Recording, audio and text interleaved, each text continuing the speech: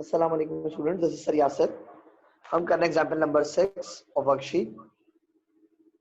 Following are the data related to pre-closing trial balance and adjusted trial balance of Abbas Associates for the month ended November 30, 2018.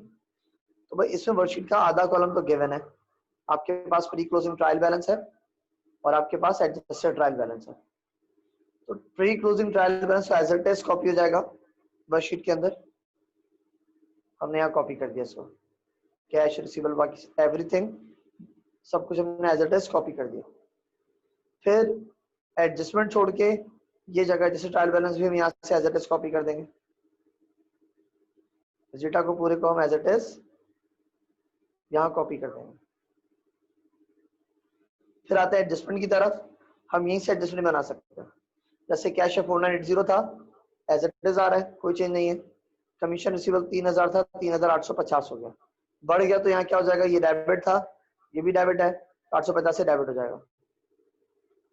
Supply 600 debit है, 240 आ रहा है, balance कम हो रहा है, supply से यहाँ credit हो जाएगा, दोनों के डिफरेंस है। इक्विपमेंट एज इट इज आ गई, डेप्रिसिएशन 2420 है, 2530 हो गया, 110 से बढ़ गया, यहाँ क्रेडिट हो जाएगा 110।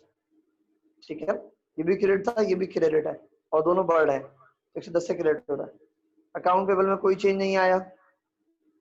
फिर सैलरी पेबल है 550, यहाँ पे कुछ नहीं है और इधर क्रेडिट साइड पे है, तो यहाँ सैलरी पेबल क्रेडिट साइड पे लिख देंगे 550। अर्न कमीशन 400 था, 190 क्रेडिट बैलेंस है, इसका मतलब कम हुआ है तो क्या हो जाएगा, डेबिट हो जाएगा। कितने से, 210 से।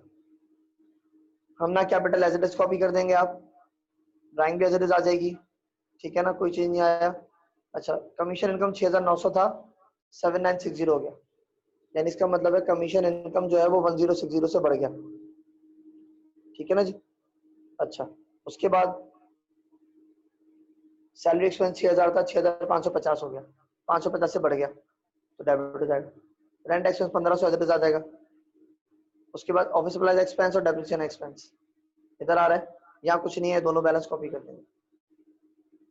सबका टोटल किया 25190, इसका total 25190 as it is copy कर दी दोनों टोटल बैलेंस। अब आते हैं इनकम स्टेटमेंट बैलेंस शीट पे आते हैं।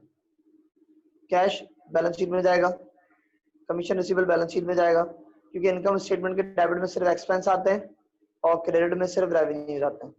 अगर मैं बोलूँ एक्सपेंस और कॉन्ट्रा रेवेन्यू, और अगर क्रेडिट में बोलूँ रेवेन्यू और कॉन्ट्रा एक्सपेंस, बैलेंस शीट में एसेट्स डेबिट होगा और कॉन्ट्रा इक्विटी यानी ड्राइंग, और क्रेडिट में ऑनर्स इक्विटी, लायबिलिटी और कॉन्ट्रा एसेट्स होगा, यानी कि अलाउंस फॉर बैड डेट्स और अलाउंस फॉर डेप्रिसिएशन आपके कॉन्ट्रा एसेट्स होते हैं।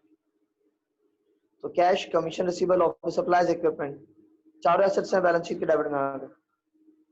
Allowance for depreciation Contra assets है, बैलेंस शीट क्रेडिट में आएगा। Account payable, salary payable, unearned commission, तीनों लायबिलिटी हैं, एसेट्स आ जाएंगी यहाँ पर बैलेंस शीट क्रेडिट में। फिर कैपिटल है, बैलेंस शीट क्रेडिट साइड पे आ जाएगा। ड्राइंग है, कॉन्ट्रा इक्विटी है, बैलेंस शीट डेबिट में आ जाएगा। कमीशन इनकम, इनकम क्रेडिट में आएगा। Salary expense, rent expense, office depreciation expense income के डेबिट में आ जाएगा। इन सबका टोटल किया 8520 आया, इसका टोटल किया 7960 आया, इसका टोटल किया 16670 आया, इस सबका टोटल किया 17230 आया। अब एक्सपेंस है 8520 और इनकम है 7960। एक्सपेंस ज्यादा, इनकम कम है, तो क्या हो गया, आपको 560 का माइनस करके लॉस आ गया। 8520 माइनस 7960, 560 का क्या हो गया, नेट लॉस हो गया। बैलेंस शीट पे आते हैं। क्रेडिट साइड 17230 है और डेबिट साइड 16670 है। माइनस किया, 560 का लॉस डेबिट साइड पे लिख दिया, टोटल किया 17230, 17230 है। ठीक है बच्चों, सर यासर को इजाजत दीजिए।